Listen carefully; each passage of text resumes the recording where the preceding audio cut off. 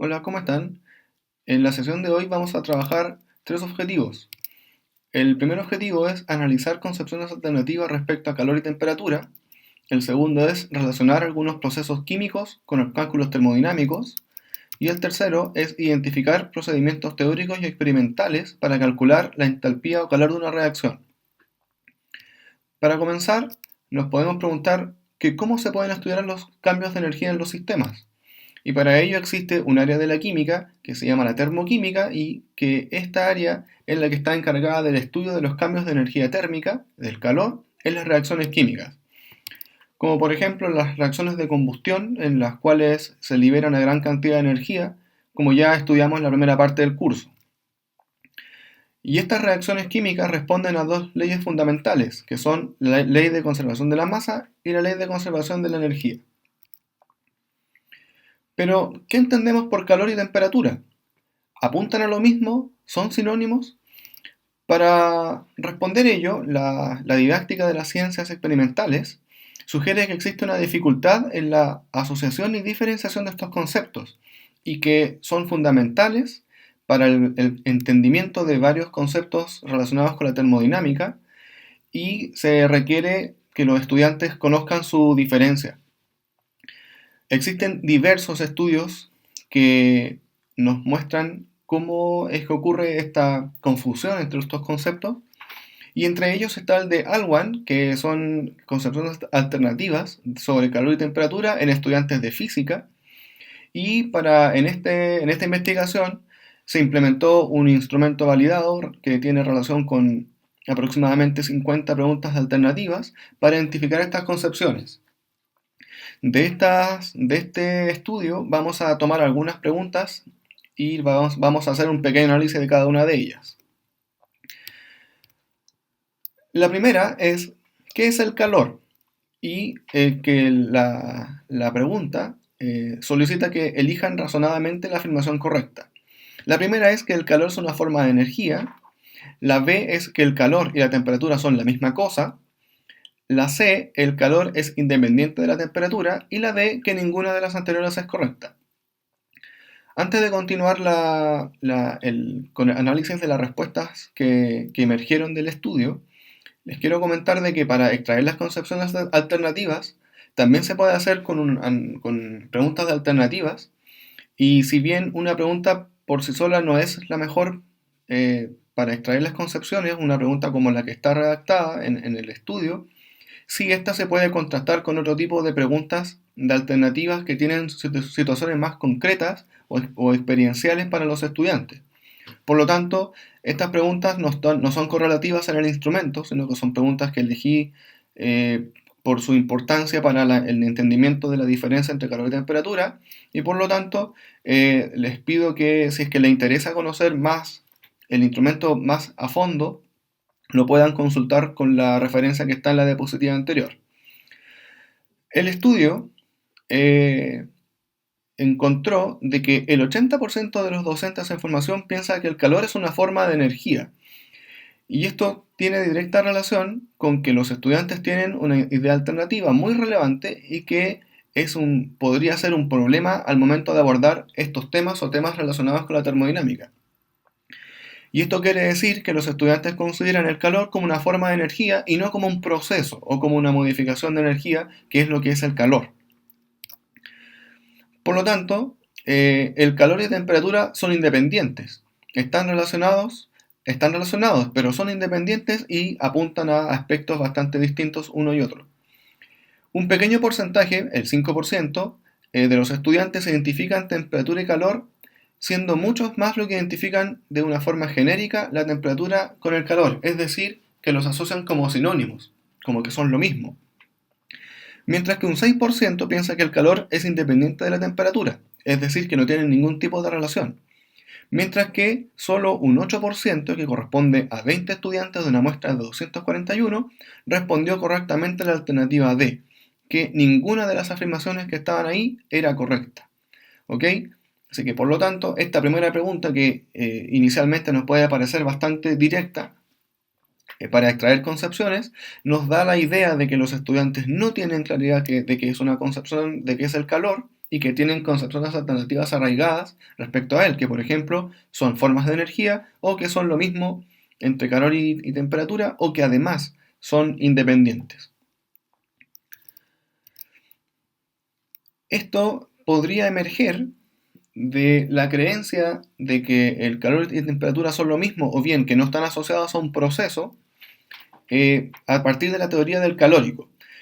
El calórico fue una teoría que se ideó para explicar estos cambios de temperatura cuando dos cuerpos están en contacto y al calor se le consideró un fluido que era invisible y a esto se le llamó el calórico. Y este calórico era capaz de traspasarse de un cuerpo a otro cuando estos están en contacto y que tienen distinta temperatura. Es decir, una sustancia era capaz de traspasar de un sólido a otro o de un material a otro cuando estos están en contacto. Y una suerte de un fluido, lo cual hoy en día ya no está aceptado por la ciencia, sino que se sabe de que esta teoría no es la correcta, sino que tiene relación con otros aspectos a nivel atómico y molecular que discutiremos tangencialmente un poco más adelante.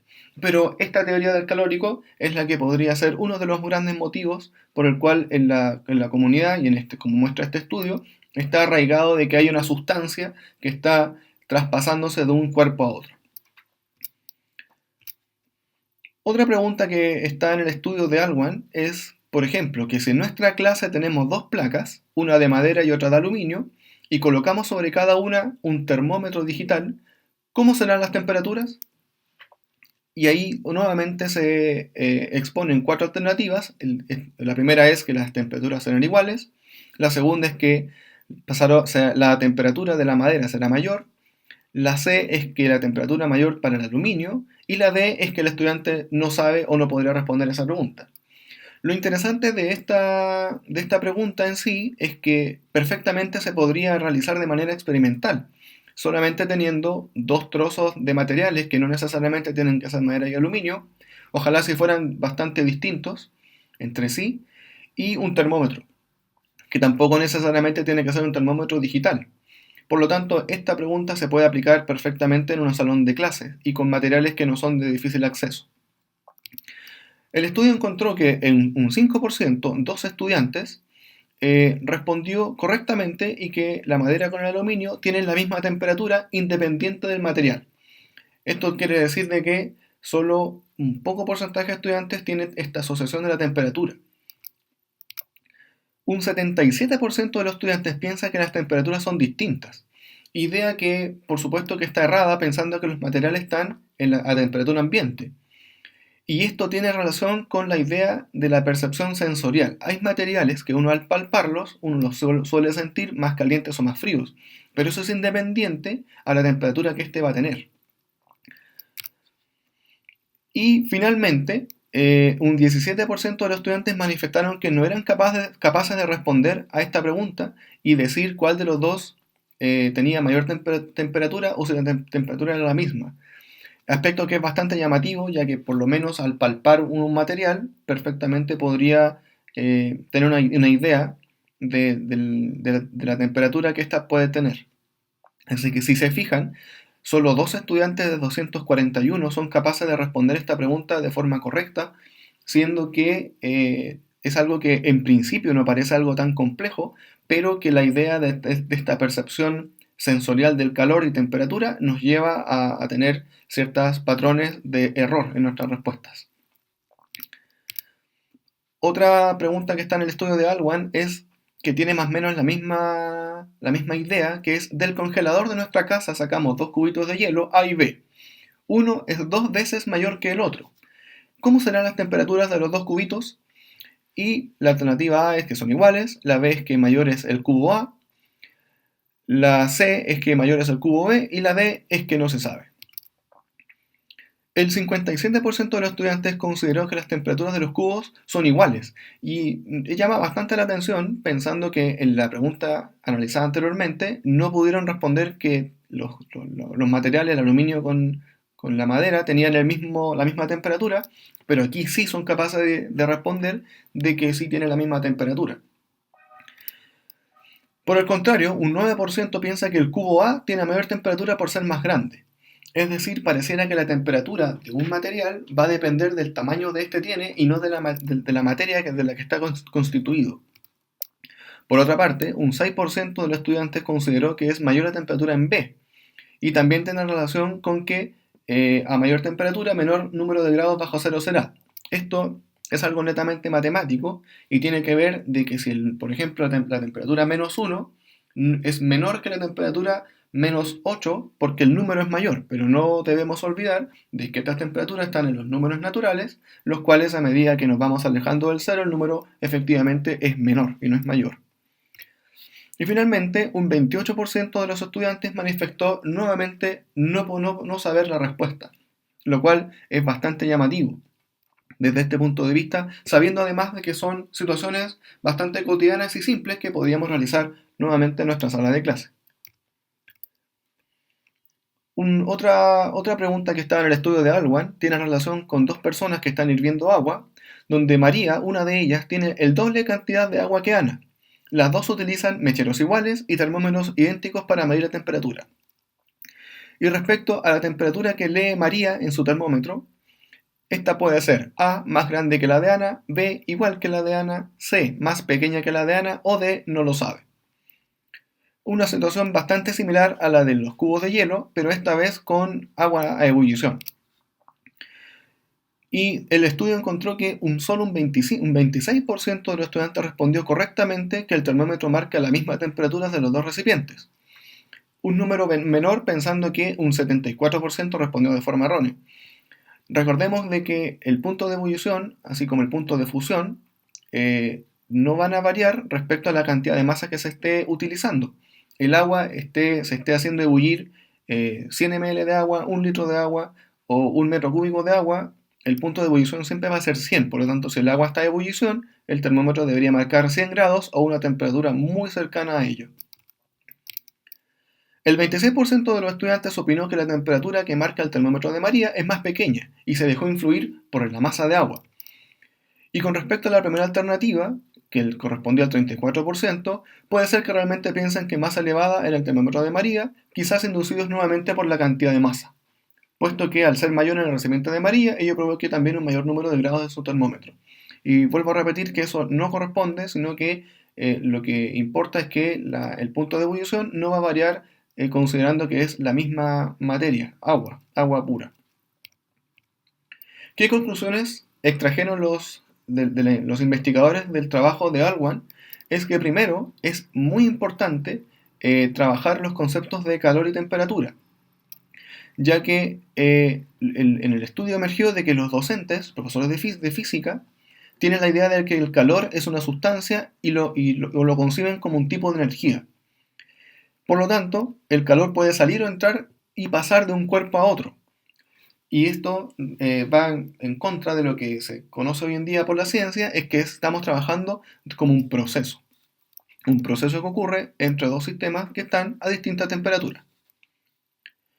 Algunos autores manifiestan que el significado científico de calor en los niveles medio y superior resulta difícil para el alumno promedio. Y eso lo podemos ver, por ejemplo, en este estudio. Si es que hacemos una proyección y pensamos de que los estudiantes de física tienen algunas confusiones respecto al concepto de calor y temperatura, también podríamos pensar que esa confusión, esa concepción previa, proviene del colegio. Por lo tanto, es fundamental que en edades tempranas podamos trabajar estos conceptos y podamos, ojalá, clarificarlos para que en el futuro se puedan comprender los fenómenos térmicos y termodinámicos de mejor manera. Un aspecto que no es menor es que estas concepciones previas, y no solo esta, trabajan respecto a situaciones cotidianas los estudiantes, en las que los estudiantes están inmersos y por eso son bastante difíciles de modificar. Y eso tiene relación con que el mismo contexto es capaz de sostener esta concepción alternativa y que si uno realiza alguna actividad menor no lo va a poder modificar. Por ello es que lo que se sugiere es que uno realice una serie de actividades para abordar esta concepción alternativa que fue identificada y se puedan trabajar para lograr, después de un proceso relativamente largo, poder modificarla. ¿Ok? Así que les dejo esa inquietud. Recuerdo que varios de ustedes habían trabajado en el taller los conceptos de calor y temperatura para que lo tengan presentes si algún día les toca hacer clases de estos conceptos. Otras conclusiones emergidas del estudio, que el calor es una forma de energía y no interpretan el concepto como un proceso de transferencia o modificación de la misma. Y se considera como una propiedad del cuerpo y no como un mecanismo. Es decir, que la materia tiene algo que se llama calor, como estaba en el calórico, como se pensaba en la teoría del calórico, y no como un mecanismo de algún tipo de, comillas, transferencia de la energía.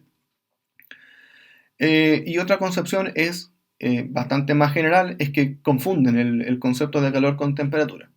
Y esa concepción, como les contaba recién, es algo bastante más transversal a los niveles educativos, y como muestra ahí, hay 3 referencias, es bastante más transversal de lo que uno pensaría. Y efectivamente, al no tener claridad de estos conceptos, esto podría dificultar la comprensión de otros conceptos relacionados con la termodinámica. Finalmente, los futuros docentes le otorgan a la temperatura una propiedad extensiva, es decir, que la temperatura depende de la masa, como por ejemplo cuando analizamos el caso del agua en ebullición, y no se considera como una magnitud intensiva, que no depende de la masa. Y recordemos que la temperatura está relacionada con la agitación media de las partículas, es decir, la temperatura es un registro de la energía cinética que tiene el sistema y no del calor que tiene. Y tampoco son nuevamente sinónimos entre calor y temperatura. Así que de este estudio hay bastante más preguntas que ustedes pueden consultar. No todas están analizadas con detalle, pero por lo menos le podrían dar alguna idea de cómo ustedes podrían usar estas preguntas u otras que están en el instrumento adjunto al artículo para aplicarlos en un futuro en sus clases. Por ejemplo, si ustedes podrían estar calentando el agua, en el caso de Ana con María, y preguntarle a los estudiantes y resolver esa duda de forma empírica y no de forma experimental, no de forma teórica resolviendo una prueba de alternativa. Eso va a depender bastante del contexto en el que ustedes estén trabajando, pero por lo menos son situaciones que son bastante cotidianas y no difíciles de simular a nivel experimental. De esta manera entonces hacemos una pequeña comparativa entre calor y temperatura, recordando que el calor tiene relación con un proceso de, comillas, transferencia de energía. Por lo general, a pesar de que esta transferencia tiene algún matiz de la teoría del calórico, uno para asociar inicialmente los conceptos del calor y temperatura y diferenciarlos suele usar transferencia y por eso está entre comillas. Término que voy a seguir utilizando durante esta sesión, pero les pido que tengan presente de que la teoría del calórico ya está desfasada, está obsoleta, pero a pesar de ello, el término transferencia nos puede sugerir y asociar y nos va a ayudar a comprender de mejor manera el concepto de calor y su diferencia con temperatura. Por otra parte, cuando hablamos de temperatura, cuando un cuerpo está caliente, lo que estamos notando y midiendo es una alta movilidad de átomos y moléculas. Entonces la temperatura tiene directa relación con la energía cinética. Es decir, a medida que un cuerpo aumenta su temperatura, lo que aumenta es el movimiento de sus partículas. La temperatura se mide con un instrumento llamado termómetro, que es de bastante fácil acceso. Hoy en día en las farmacias podemos encontrar termómetros digitales. Hace unos años atrás, cuando no eran tan frecuentes los termómetros digitales, teníamos termómetros de mercurio. Y en nuestro país utilizamos la escala Celsius, pero no es la única que existe, sino que además está la escala Kelvin, la también denominada escala absoluta, y también la escala Fahrenheit. Según los estudios relacionados con los gases, hay un punto de temperatura en el cual es el denominado el cero absoluto. Y este valor de temperatura se logra a los menos 273,15 grados Celsius. Si recuerdan, recién les nombré que la temperatura Kelvin es la denominada temperatura absoluta, porque la temperatura Kelvin comienza en ese valor, en menos 273,15 grados Celsius, que corresponde al 0 Kelvin. ¿Qué implica este valor de temperatura? Si es que es el cero absoluto, significa que no puede existir un valor de temperatura Kelvin negativa, porque cuando se llega al valor 0 Kelvin, no hay ningún tipo de movimiento de partículas, por lo tanto, no podría haber vida en ese punto, o sería tremendamente dificultosa. Por lo tanto, el cero absoluto es el 0 grado Kelvin en la escala de temperatura. Y finalmente, se puede hacer transformaciones de valores de temperatura de Celsius a Kelvin y viceversa, pero por ejemplo, si se quiere calcular la temperatura en Kelvin, es se debe realizar mediante la suma entre la temperatura de grados Celsius que se entrega y 273 grados. Y ese valor resultante va a ser la temperatura en grados Kelvin.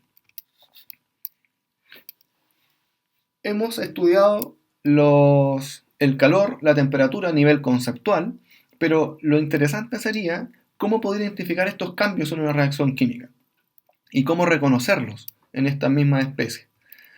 Para ello, una de las formas es mediante la entalpía, que se simboliza con la letra H, y la cual es una propiedad extensiva, es decir, depende de la cantidad de materia. Es imposible determinar la entalpía directamente y por lo tanto se mide la variación de esta, que es el delta H. Y el delta H, como muestra la fórmula, se calcula como la sumatoria de los moles de los productos multiplicado por la entalpía de formación de los productos de cada uno de ellos de forma independiente y se resta con la sumatoria de los moles multiplicado por la entalpía de formación de los reactivos. Entonces, lo interesante es que lo que vamos a comparar aquí es un estado final con un estado inicial, que son, en el caso de una ecuación química, es el estado inicial son los reactivos y el estado final son los productos. Por lo tanto, para calcular la entalpía de una reacción, tenemos que conocer la ecuación equilibrada y además tenemos que conocer los valores de entalpía de formación de cada una de las especies que están participando en la ecuación. En otras palabras, la entalpía, la variación de entalpía, representa la energía absorbida o liberada de una reacción química. Y como vimos también en la primera parte del curso, si la entalpía es negativa, hablamos de un proceso exotérmico, y si la variación de entalpía es positiva, hablamos de un proceso endotérmico. ¿Cómo se puede calcular esta entalpía en una reacción? Vamos a realizar un par de ejemplos. El primero tiene relación con el gas butano y se pide calcular la variación de entalpía con esa ecuación que está previamente equilibrada.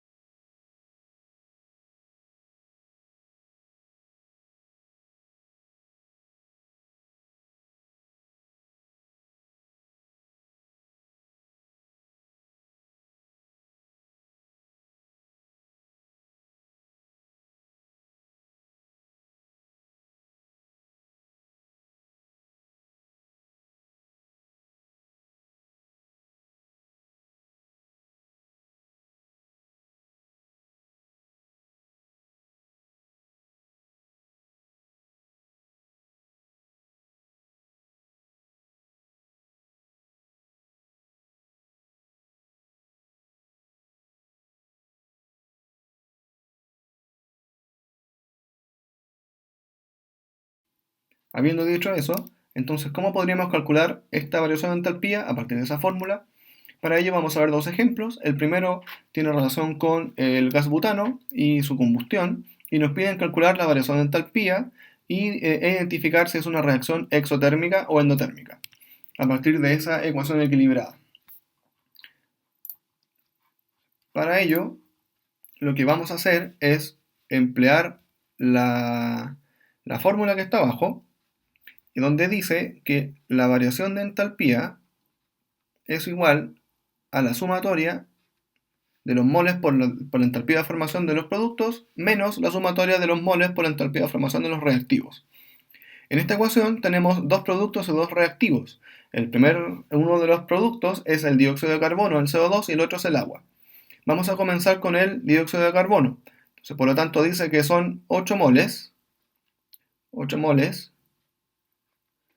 y se multiplica por la entalpía de formación del CO2, que es menos 393 kJ por mol.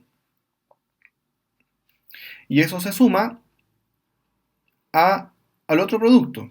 Y eso sería 10 moles de agua multiplicado por la entalpía de formación de agua, que en este caso también es negativa 242 kJ por mol. Como no hay otro producto, entonces ahí se termina la primera parte de la ecuación y dice que se resta con el mismo análisis, pero de los reactivos. Entonces, de los reactivos tenemos dos. El primero es el butano, que tiene en la ecuación participan 2 moles,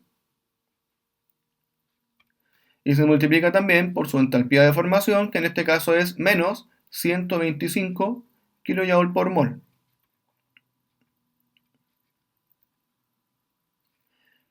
Y restaría el segundo reactivo, que es el oxígeno, pero para los elementos diatómicos la entalpía de formación es cero, por lo tanto ese valor, el oxígeno, no participa y no interfiere en la variación de entalpía.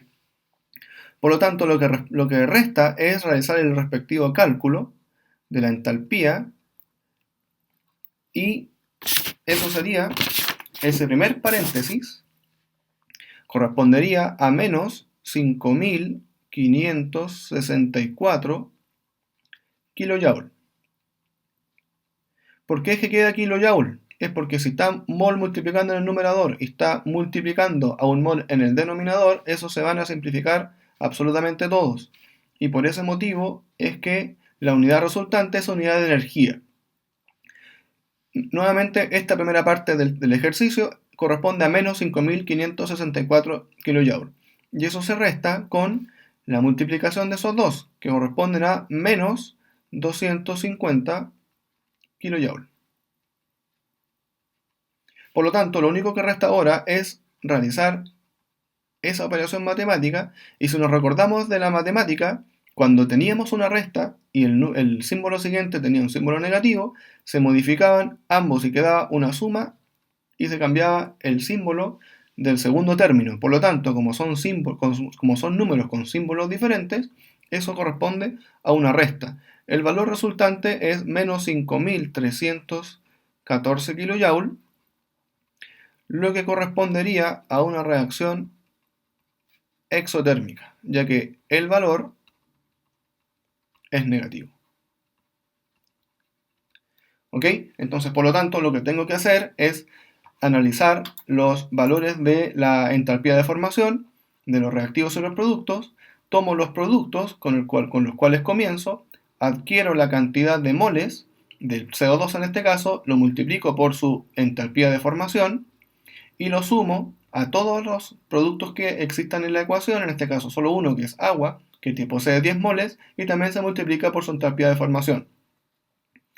Y esto se resta con exactamente el mismo procedimiento en los reactivos, que en este caso solamente uno de ellos participa a nivel energético porque la entalpía de formación de oxígeno es cero. ¿Ok? Vamos a realizar otro ejercicio, otro ejemplo, que es bastante similar, y que esta vez es la hidrogenación del eteno. Tenemos la ecuación del eteno, de la hidrogenación de eteno, y tenemos el valor de su entalpía de formación. Por lo tanto, lo que vamos a realizar es exactamente el mismo procedimiento, pero esta vez con el eteno. Nuevamente requerimos saber el valor de entalpías de formación, y el procedimiento es exactamente el mismo. La entalpía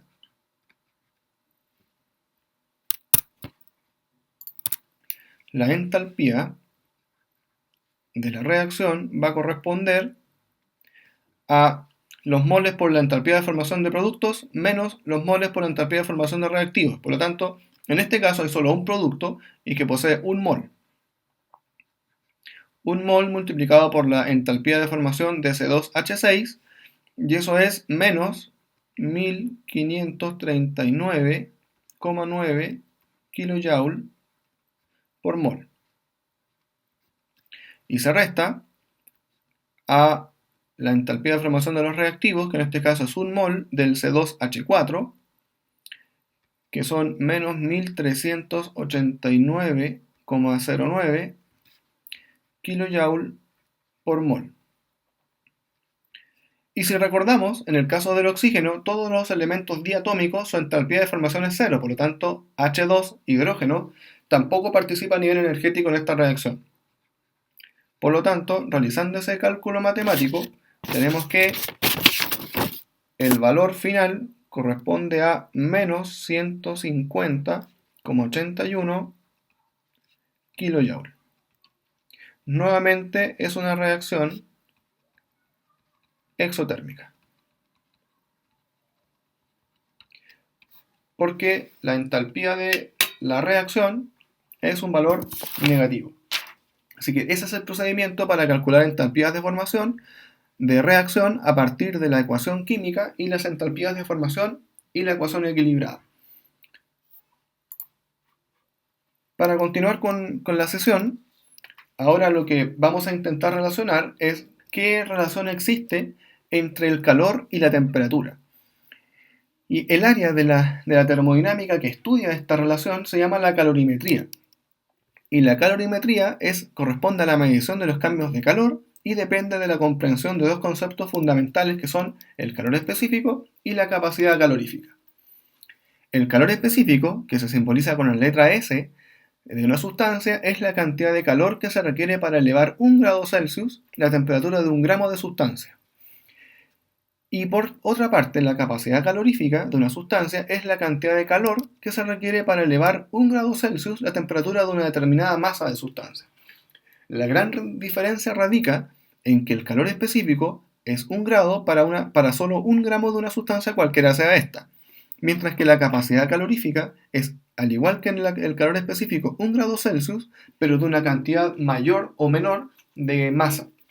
Podría ser 1 kilo, 0,1 gramo, 1000 kilogramos, una cantidad determinada de sustancia que no corresponde necesariamente a 1 gramo. ¿Cómo se puede o qué relación tiene con algunas ecuaciones, como por ejemplo Q, que simboliza el calor? La primera de ellas se calcula como la masa por el calor específico por el delta T. Delta T corresponde a la resta entre la temperatura final y la temperatura inicial que tenga un sistema dado, que va a depender del problema que se está analizando. Y por otra parte, también el calor se podría calcular como la capacidad calorífica multiplicado nuevamente por la variación de temperatura. ¿De qué va a depender? Va a depender del estudio que estoy haciendo y de la sustancia que estoy analizando. Si es que voy a utilizar la primera de ellas o la segunda. A modo de ejemplo de un cálculo de calorimetría, tenemos el siguiente caso. Una muestra de 466 gramos de agua se calienta desde 8,5 grados hasta 74,6 grados Celsius.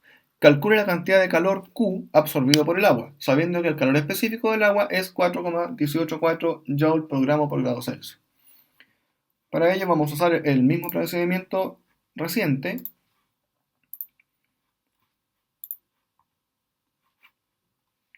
en el cual tenemos los datos y la ecuación asociada. Entonces, si queremos calcular el calor, Q se calculaba como la masa, y el ejercicio nos dice que son 466 gramos de agua, y se multiplica por el calor específico del agua, que el dato lo da, que son 4,184 Joule partido por gramos, y eso multiplicado por grados Celsius. Y eso se multiplica por delta T, y delta T no lo da directamente, pero nos da la temperatura inicial y la temperatura final. Y nos dice que la temperatura final son 74,6 grados menos la temperatura inicial, que son 8,5 grados Celsius. Por lo tanto, el calor va a ser igual a 466 gramos multiplicado por 4,184 joule por gramo por grado Celsius, y eso multiplicado por delta T, que si ustedes hacen esa resta, les va a resultar 66,1 grados Celsius. Ahora podríamos hacer el cálculo directo, pero lo que vamos a hacer primero es el desglose analítico de las unidades. Fíjense que los numeradores tenemos gramos, joule y grados Celsius, y en el denominador tenemos gramos y grados Celsius. Por lo tanto, podríamos simplificar gramo con gramo y grados Celsius con grados Celsius. Y la única unidad resultante es joule, una unidad de energía que coincide con que estemos calculando el calor de un sistema. El valor resultante de esa multiplicación de 466 multiplicado por 4,184 y multiplicado por 66,1 corresponde a 128.000 aproximadamente 878 joule. Y ese es el calor que está involucrado en este proceso.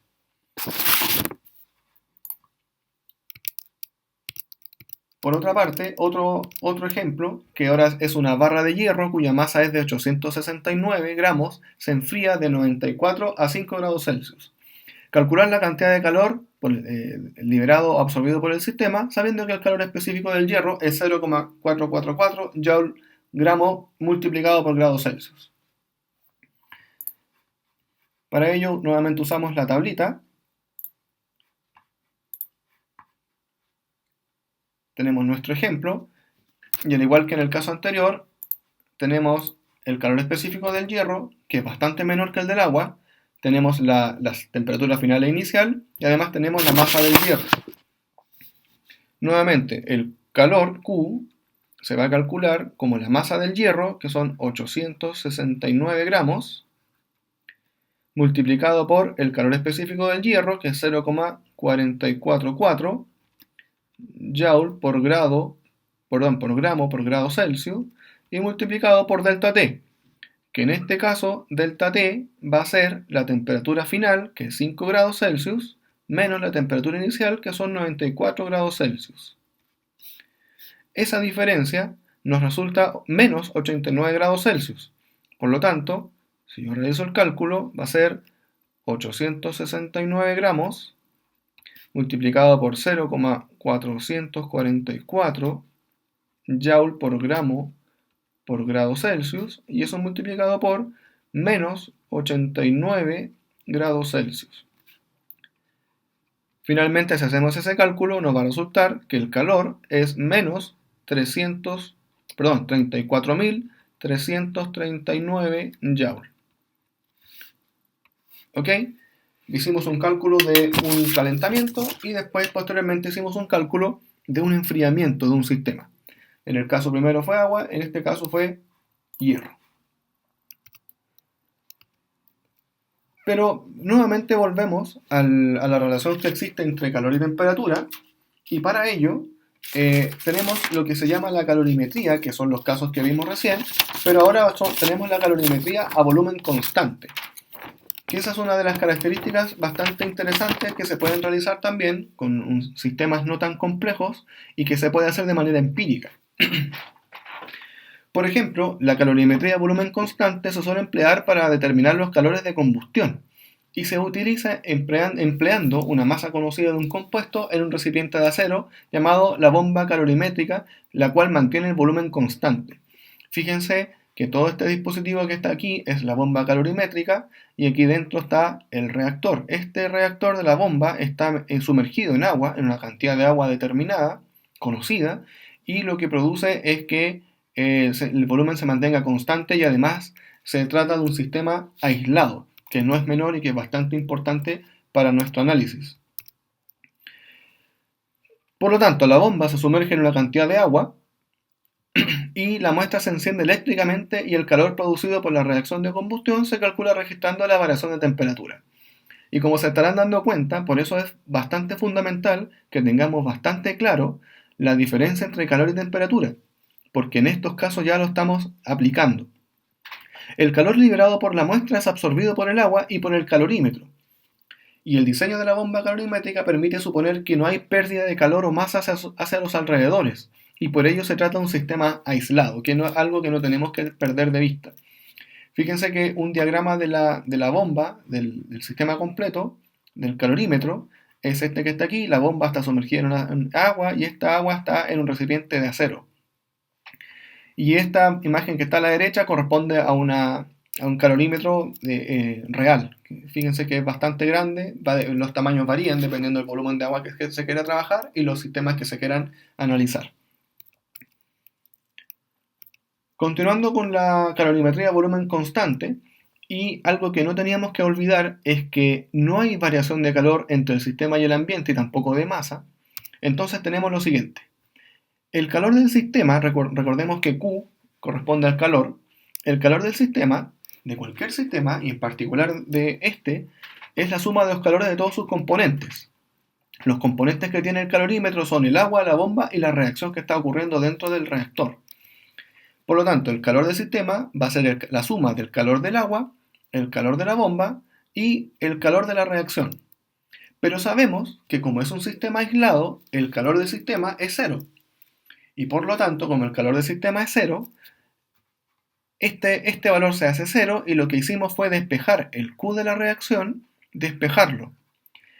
Si lo despejamos, queda que el Q de la reacción es igual a menos la suma del calor del agua y el calor de la bomba. Y con eso podríamos saber cuánta energía es la que está liberando la reacción de combustión que se está analizando.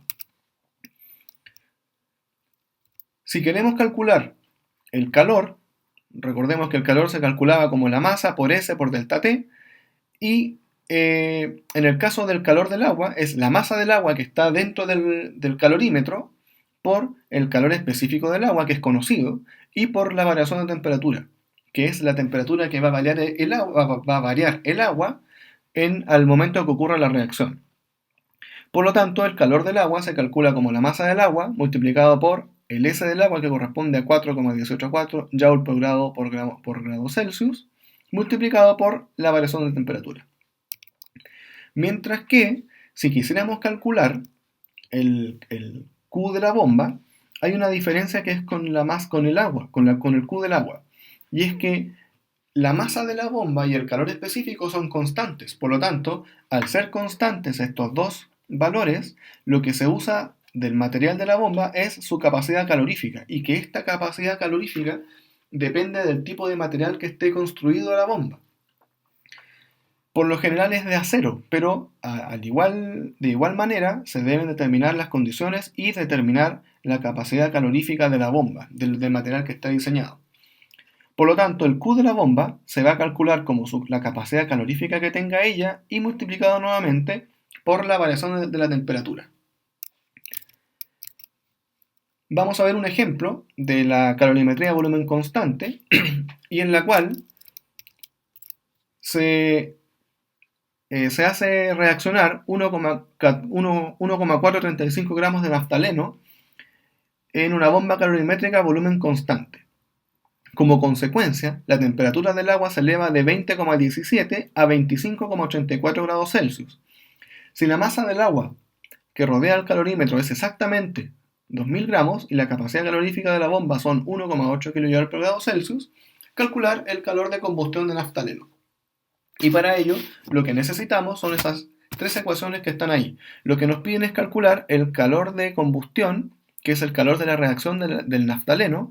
Para ello tenemos que calcular el Q del agua y el Q de la bomba, sabiendo que el Q de la bomba lo determinamos con la capacidad calorífica multiplicado por la variación de temperatura, y el Q del agua es la masa del agua por el S del agua y por la variación de temperatura.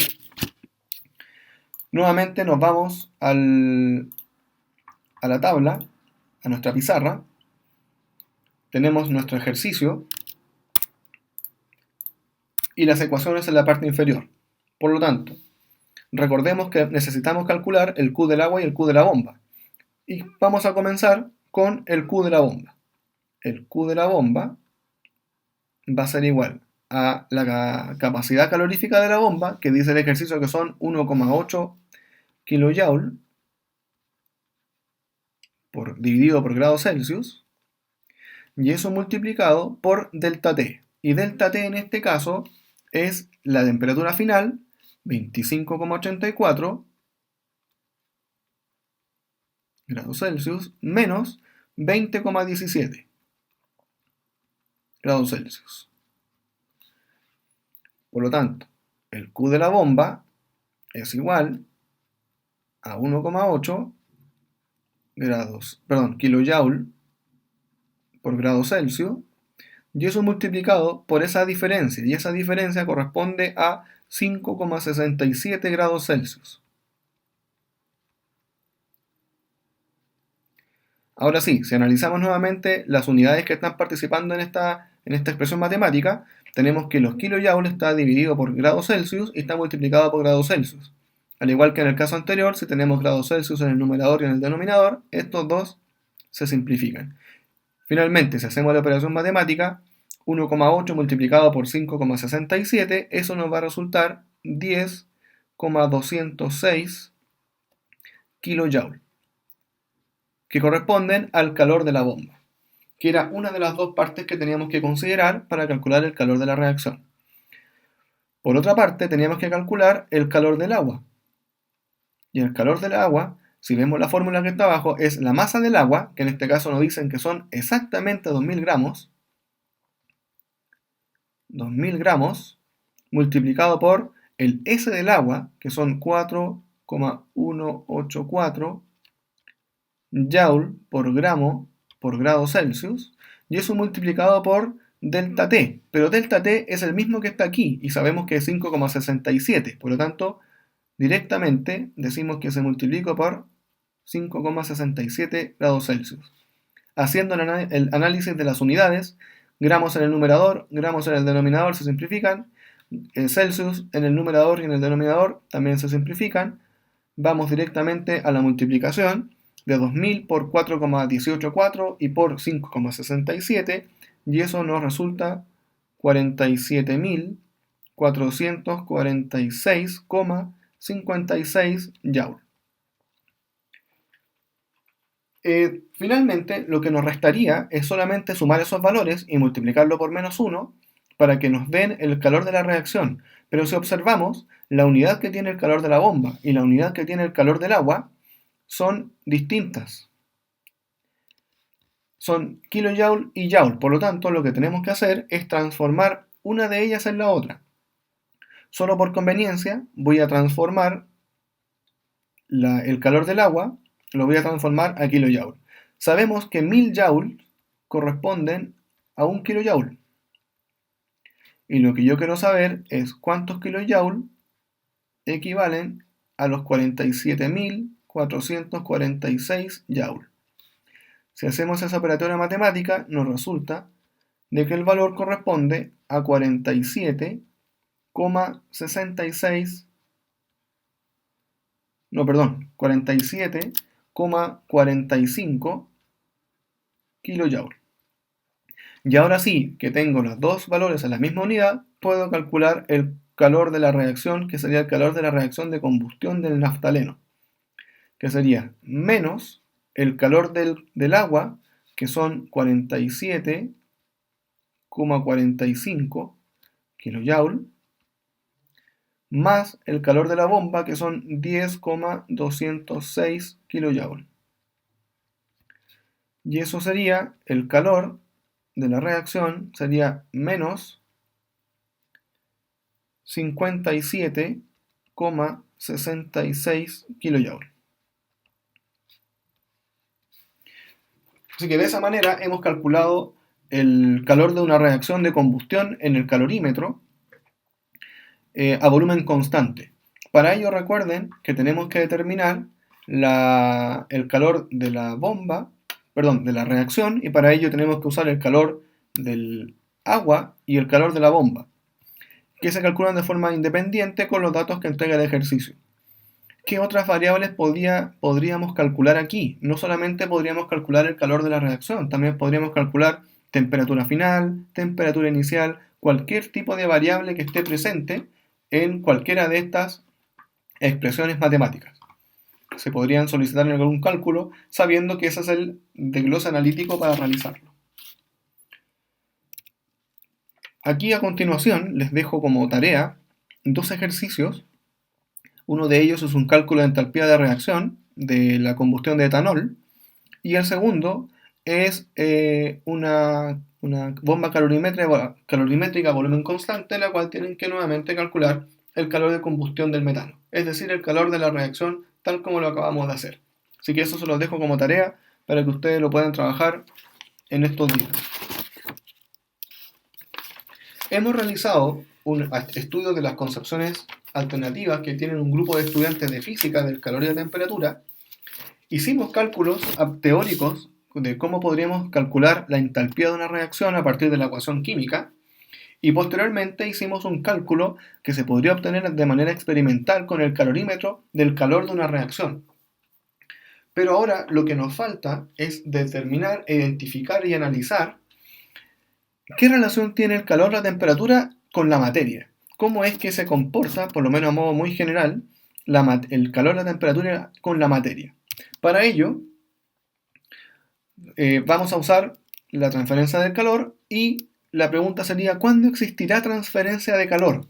Y algún aspecto de este hemos ya estudiado y nosotros dijimos que existía transferencia de calor siempre cuando existen dos cuerpos en contacto que tienen distintas temperaturas. Cuando hay dos cuerpos que están en contacto a distintas temperaturas, de alguna manera, que ya sabemos que no es a partir de un fluido invisible, como decía el calórico, de alguna manera la energía se transfiere. Y por eso recuerden que les vuelvo a mencionar que esta transferencia está entre comillas, porque sabemos de que en realidad no es que una sustancia pase de un cuerpo a otro, sino que nos va a servir para asociar más rápidamente el concepto al que queremos llevar. Por lo tanto, cuando están en contacto dos sustancias de distintas temperaturas, se transfiere el calor. ¿De qué va a depender esta transferencia de calor? De distintas variables. Por ejemplo, el material del que está hecho, el tiempo de exposición. Por lo tanto, no es algo tan sencillo de analizar. Va a depender bastante, como por ejemplo el caso de la pregunta de concepciones previas, que tenía relación de comparar un trozo de metal con un trozo de madera y obtener su temperatura. Uno de los aspectos importantes que tiene relación la energía con la materia es la conducción térmica.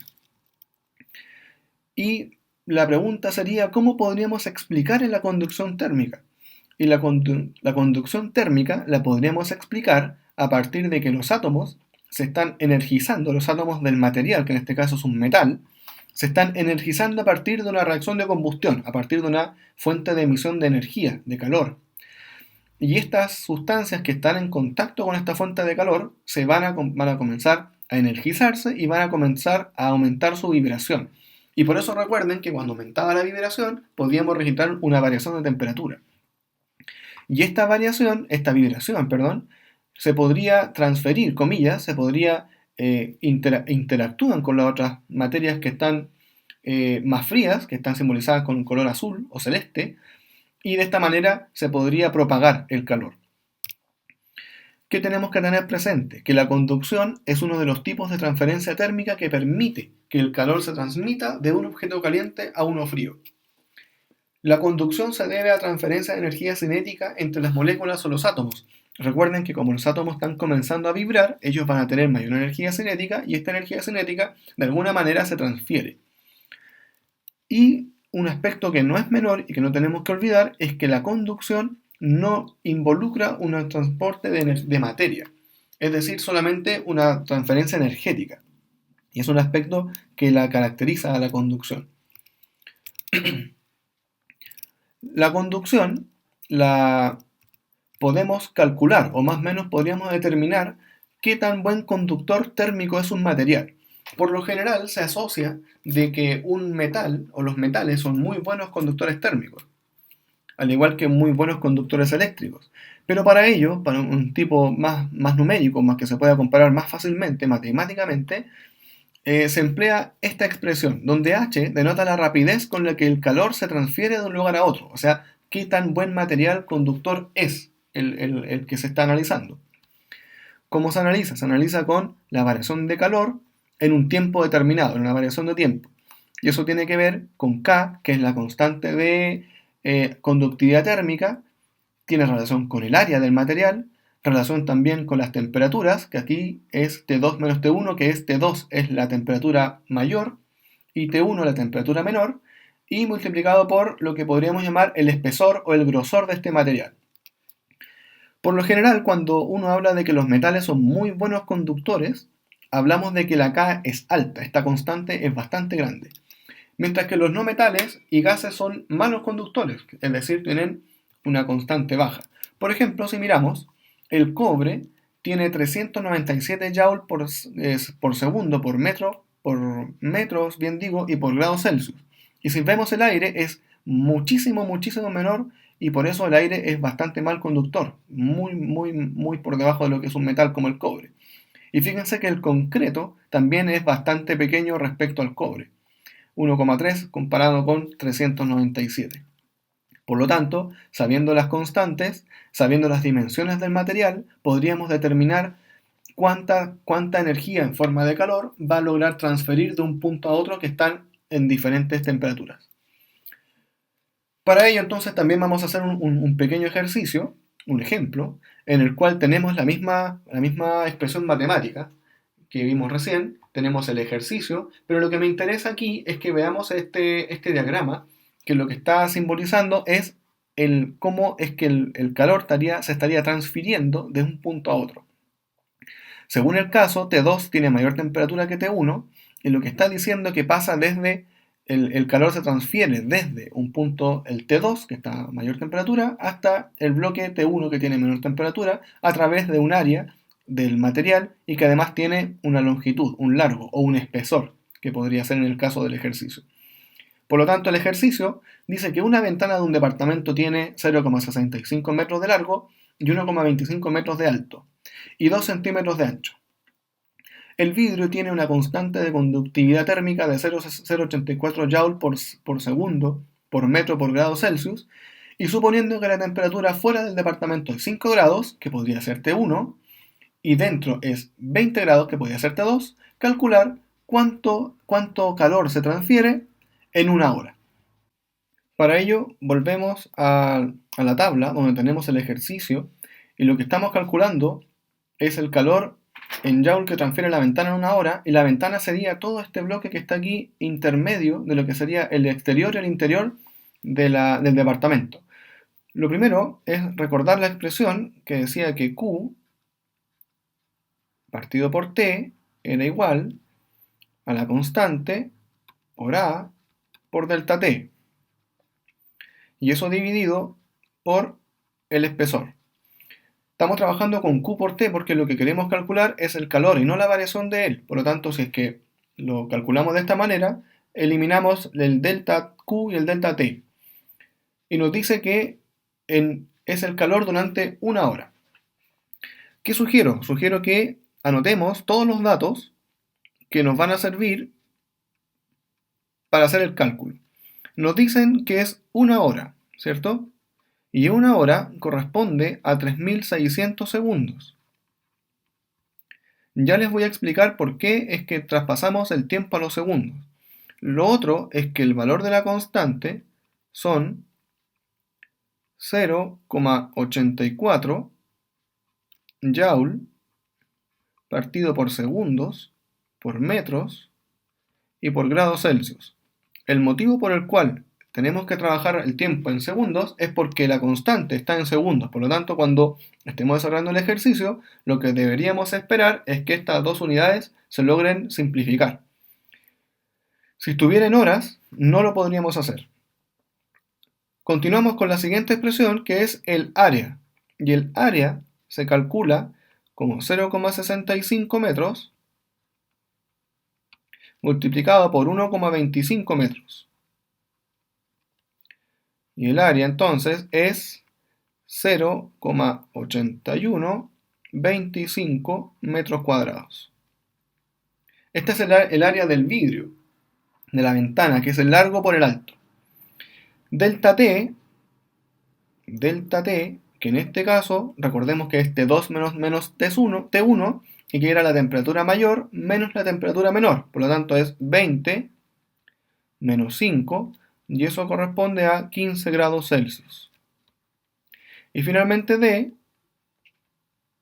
que nos dicen que son 2 centímetros de ancho, pero si las unidades que está aquí en la constante es metros, tenemos que transformar esos 2 centímetros a metros. Entonces esos 2 centímetros van a corresponder a 0,02 metros.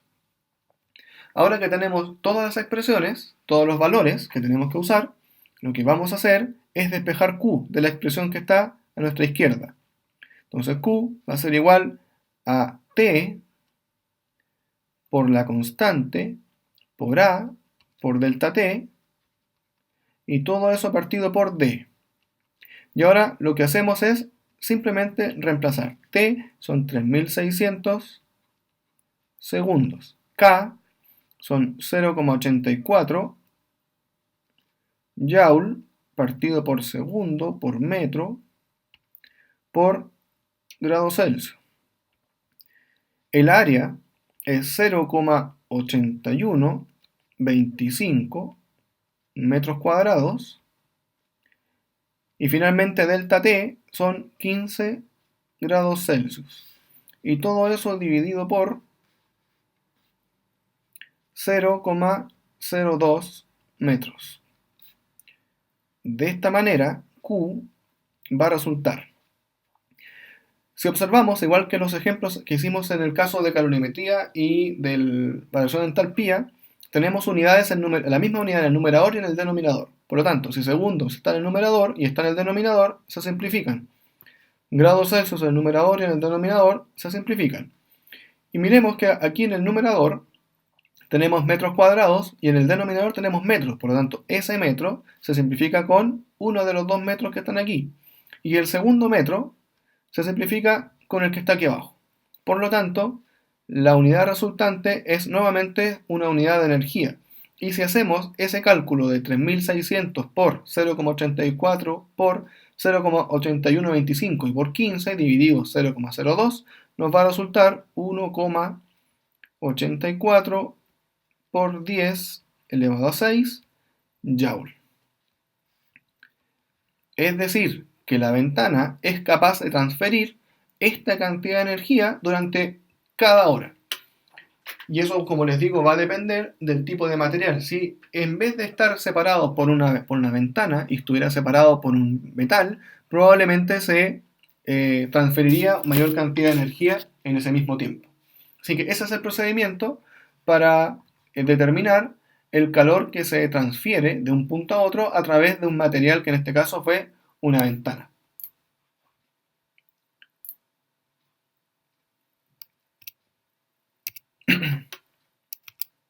Si continuamos con otro fenómeno que tiene la energía, que es la convección. La convección ocurre en varios aspectos de nuestra vida. Uno de ellos, por ejemplo, es cuando tenemos un incendio y un bombero va caminando, va gateando prácticamente por la parte inferior de una habitación donde está ocurriendo este incendio. En ese fenómeno está ocurriendo un fenómeno de convección, al igual que el motivo por el cual se eleva un globo aerostático, como muestra la imagen de abajo. Y finalmente, otro ejemplo donde ocurren corrientes convectivas es en el magma de la Tierra, que por el cual se producen, entre otras cosas, los temblores, terremotos en nuestro planeta. Que todo esto se fundamenta por las corrientes convectivas. Ahora, ya que sabemos dónde ocurren los fenómenos de convección, lo que tendría un poco más de lógica es preguntarse por qué ocurre este fenómeno, por qué el aire caliente en el caso del bombero y de este incendio, por qué es que el aire caliente sube. Y esta misma explicación va a responder a por qué un globo aerostático se eleva y por qué en el magma, terrestre es que fluye de esa manera, que es una manera circular. El aire que está caliente, estamos hablando directamente del caso del bombero, que está encima de las llamas, se calienta por efecto del calor que está emanando la reacción de combustión. Y este calor se expande. Y como se expande, baja su densidad y el aire sube. Al ser menos denso, el aire se va hacia la superficie, hacia arriba. El calor transferido por el movimiento de las partículas o átomos de las sustancias de un lugar a otro se transmite por convección. Cuando el proceso ocurre por diferencias de densidad, se llama convección natural. Cuando este proceso lo realiza una bomba o un ventilador, se llama convección forzada. Y de esta manera, cuando ocurre un incendio, en la parte inferior, como el aire es más denso porque está frío por lo general, es más denso que el aire que está caliente en la parte superior, en la parte inferior se concentra el aire que tiene oxígeno y por lo tanto se podría respirar. No así si es que uno fuera caminando erguido por la habitación, ya que el humo impediría que la concentración de oxígeno o los átomos de oxígeno lleguen a nuestros pulmones, a nuestra nariz, porque como el aire está caliente y se ve en la imagen que está el humo tiene mucha mayor concentración de CO2, lo cual no nos permitiría respirar y probablemente perderíamos la vida. Otro fenómeno que ocurre es la radiación. Y si vemos, la radiación es la emisión de energía o de partículas que producen algunos cuerpos y que se propaga a través del espacio. La radiación no requiere un medio material para que se propague, como por ejemplo la luz. Y por eso tenemos distintos tipos de radiación, por ejemplo el microondas, el infrarrojo, el visible, el ultravioleta, rayos X y rayos gamma. Fíjense que los rayos gamma lo producen las reacciones nucleares, que son de altísima energía, que son los que producen todos estos daños de cáncer, daños de quemaduras, que podrán haber visto quizás en imágenes o en la serie que salió hace poco de Chernobyl. Los rayos X son los que nos toman las radiografías. La luz ultravioleta también es tremendamente dañina, como la luz que proviene del sol, que nos cubre la capa de ozono, que cada vez tiene un agujero más grande. Y también tenemos otro tipo de radiación visible, que es la que nosotros podemos ver con nuestros ojos, y por eso identificamos las luces del arco iris, que si ven está aquí abajo, que son los colores que podemos ver. Y bajo el visible tenemos la radiación infrarroja, que también nos da energía. Fíjense que otro aspecto interesante es que la radiación de rayos X y rayos gamma, la temperatura a la que puede alcanzar son 10 millones de grados, y por eso es que cuando ocurre una reacción nuclear se produce una alta cantidad de energía y además el proceso radiativo es bastante mayor y la cantidad de energía liberada es tan grande que es capaz de devastar un área no menor de terreno dependiendo de la masa de explosivo que se esté utilizando. La radiación es uno de los aspectos fundamentales que está ocurriendo hoy en nuestro planeta y que tiene que ver con el calentamiento global. La radiación solar, gracias a ella podemos existir, pueden hacer fotosíntesis las plantas, por ejemplo. Si esta luz no existiera, no podríamos probablemente tener la vida que tenemos a nivel de ser vivo y por lo tanto es necesaria. Recordemos que la capa de ozono, la atmósfera también nos cubre, nos ayudan a que la temperatura de la Tierra se mantenga relativamente constante.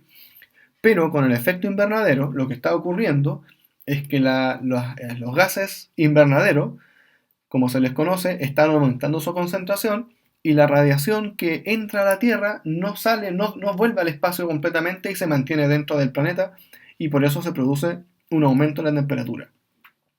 Todos los objetos irradian energía en forma de ondas electromagnéticas y por eso es que no requieren un medio para moverse, para desplazarse. La radiación asociada con la pérdida de energía térmica de un objeto se llama radiación infrarroja, que es lo que acabamos de ver, o una de las partes que acabamos de ver en esa gráfica anterior. El calentamiento global, como acabo de mencionar, no permite que la radiación que entra a la Tierra vuelva al espacio, que es lo que naturalmente debería ocurrir. Y como esta energía se queda al interior de la capa de la atmósfera, lo que produce es un aumento de la temperatura. Y como ustedes habrán visto, todo conlleva un aumento de la temperatura de los mares, los deshielos en los polos, el derretimiento de los glaciares, y que eso nos puede provocar un problema no menor al muy corto plazo, ya que no hay ningún tipo de protocolo de acuerdo entre los países, principalmente los países desarrollados, para disminuir la emisión de estos gases invernaderos. Finalmente, hemos estudiado bastantes aspectos de la energía, del calor, de la temperatura, su diferencia. Hemos visto algunos ejemplos de cómo calcular la energía que está involucrada en un proceso químico a partir de la entalpía de la reacción, también a partir de la calorimetría de volumen constante, y hemos visto algunos fenómenos como convección, radiación y otros que producen el calor en el cuerpo, en el sistema, en un material, y que son de vital importancia para que nosotros, por ejemplo, podamos entender qué tipo de material podríamos utilizar y emplear para alguna aplicación determinada.